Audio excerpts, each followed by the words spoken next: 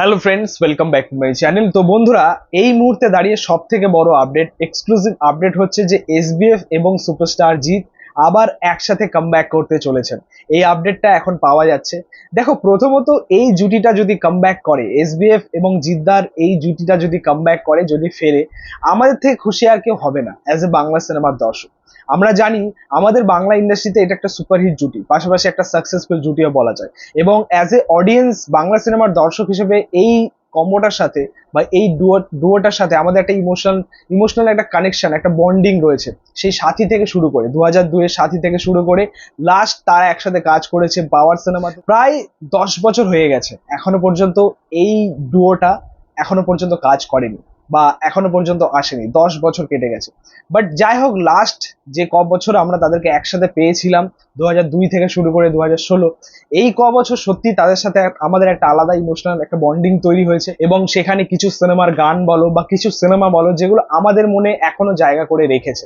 তো অবশ্যই এই কম্বোটা যদি বা এই ডুয়োটা যদি কামব্যাক করে বা ফেরে, এটা সত্যি আমাদের কাছে একটা বিরাট বড় খুশির পাওয়া হবে আর কি। তো সেটা কবে হয় সেটাই হচ্ছে দেখার। দেখো, প্রায় 10 বছর এই জুটিটাকে আমরা একসাথে পাইনি, এসবিএফ এবং জিদ্দা একসাথে আসেনি। আমরা সত্যি বলতে অপেক্ষা করেছিলাম, আমরা চেয়েছিলাম, বারবারই চেয়েছিলাম যে এসবিএফ এবং জিদ্দা একসাথে আসুক, একসাথে ফিরুক। দেখো, আমার যেটা মনে হয় যে এসবিএফ যে সুপারস্টার জিতকে আমাদের বাংলা ইন্ডাস্ট্রিতে কামব্যাক করেছিল 2002 সালে সাথীর মাধ্যমে, আমার যেটা মনে হয় যে 2025-এও তারাই পারবে, এসবিএফ এর দ্বারাই এটা সম্ভব জিদ্দাকে কামব্যাক করানো।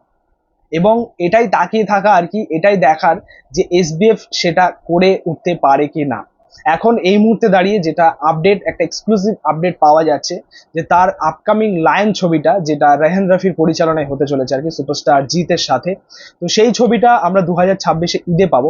কিন্তু এই ছবিটাকে কে প্রডিউস করবে? আগে যাদের নাম উঠে এসেছিল আর কি, শ্যাডো ফিল্মস, তার পাশাপাশি জাজ মাল্টিমিডিয়া, এর আগে জিদ্দার সাথে কাজ করেছে তারা, বাংলাদেশের প্রোডাকশন হাউস। তো যৌথ প্রযোজনার কাজ আসার কথা ছিল। এই মুহূর্তে দাঁড়িয়ে যে আপডেটটা পাওয়া যাচ্ছে সেটা হচ্ছে যে শ্যাডো ফিল্মস এই সিনেমা থেকে সরে দাঁড়িয়েছে আর কি। তার পরিবর্তে আমরা এসবিএফ কে পাবো সেই জায়গায়, এসবিএফ এই ছবিটাকে প্রডিউস করবে।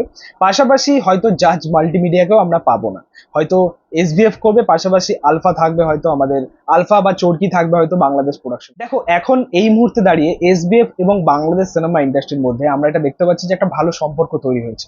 সুরঙ্গের মাধ্যমে তারা নতুন করে যাত্রা শুরু করেছে, তারপর একের পর এক প্রজেক্ট নিয়ে তারা কাজ করেছে। তারপর তুফান করেছে, দাগি করেছে, আপকামিং তাণ্ডব রয়েছে, তারপরে লায়ন রয়েছে।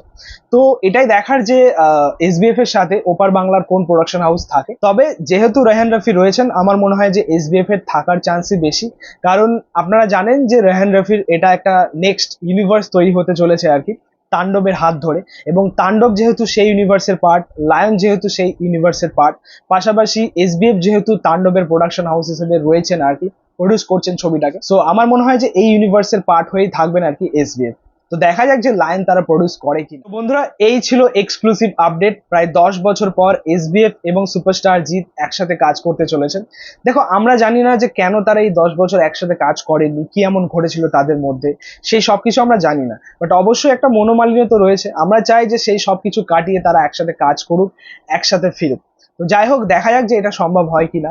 তো বন্ধুরা, এই ছিল বলার। তোমাদের ভিডিওটা ভালো লাগলে অবশ্যই লাইক কমেন্ট শেয়ার করে দিও। পাশে থেকেও সাপোর্ট করে চ্যানেলটাকে অবশ্যই সাবস্ক্রাইব করে দিও। পাশে থাকা বেল প্রেস করে পরবর্তী ভিডিওগুলো আপলোড করছি। Thank you.